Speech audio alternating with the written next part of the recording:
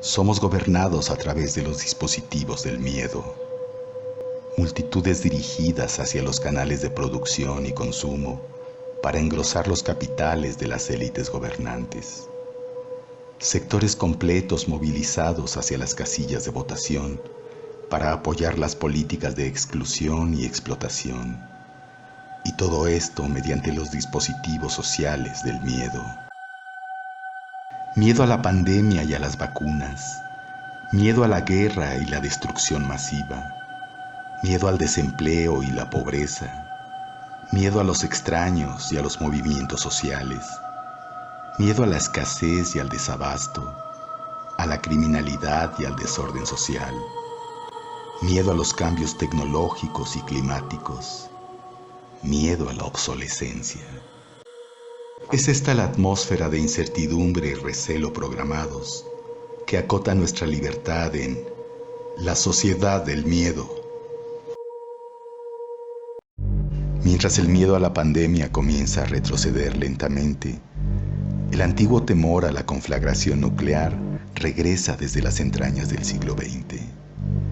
Y nuevas formas de temor se suman a nuestra era, como la vertiginosa obsolescencia de las modernas profesiones, capaz de mandar al retiro a la gente antes de los 40 años. Al mismo tiempo, los temores de fondo de la era postindustrial siguen pulsando con fuerza.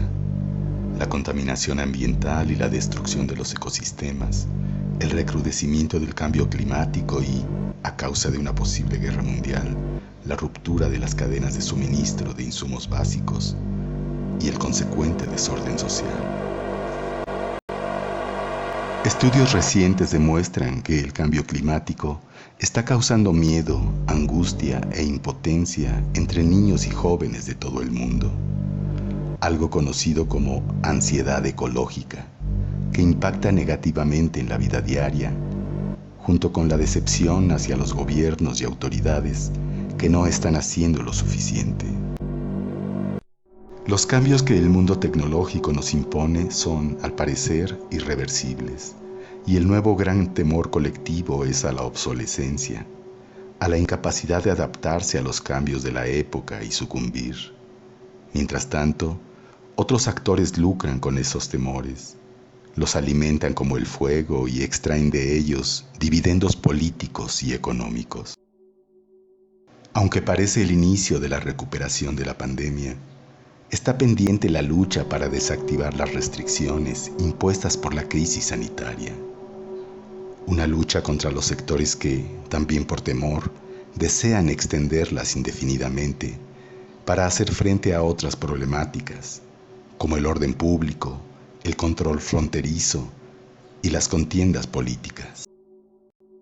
La primavera árabe, vidas negras importan, chalecos amarillos y ocupa Wall Street.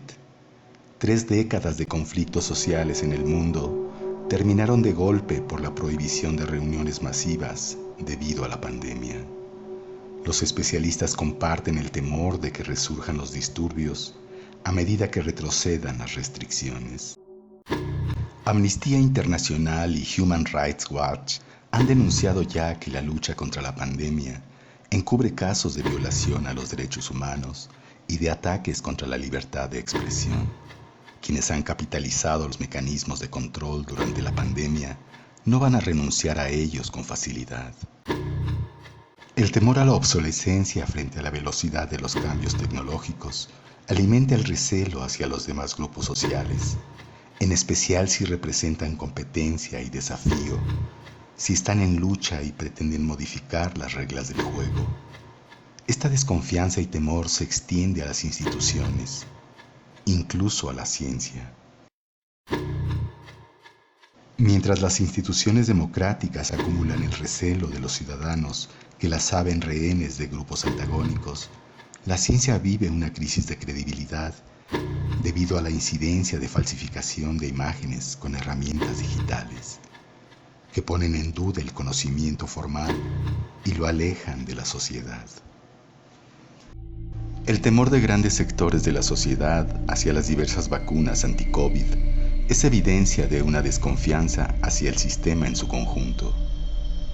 Es en esta atmósfera donde prolifera el populismo, el racismo y los discursos de odio, combinados con el temor que producen las actuales amenazas explícitas sobre el uso de armas atómicas.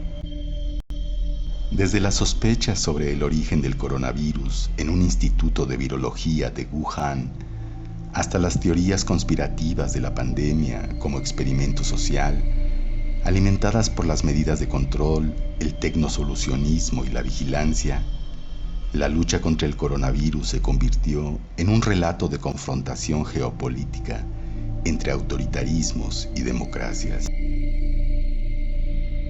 El coronavirus apareció en unas democracias liberales debilitadas, en proceso de autocratización, intensificando retrocesos y recortes a los derechos y libertades.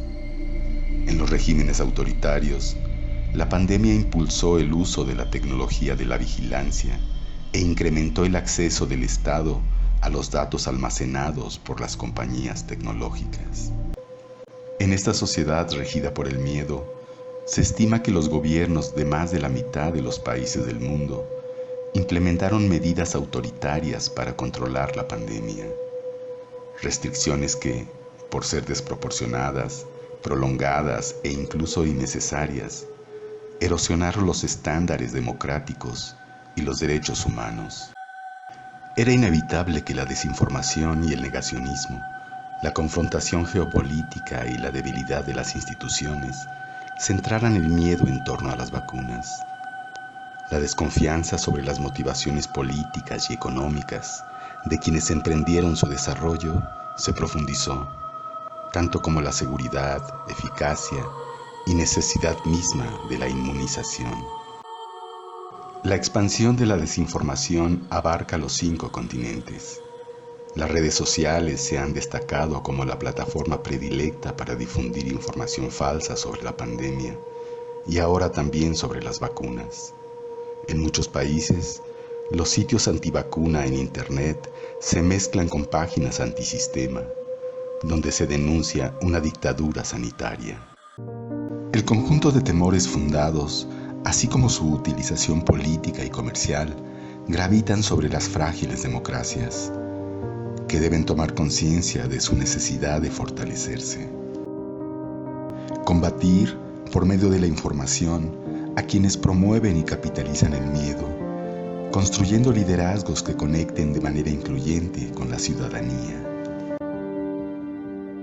Desactivar el circuito del miedo y la desconfianza, construyendo una agenda de solidaridad a distintas escalas, para confortar las necesidades de amplias capas de la sociedad.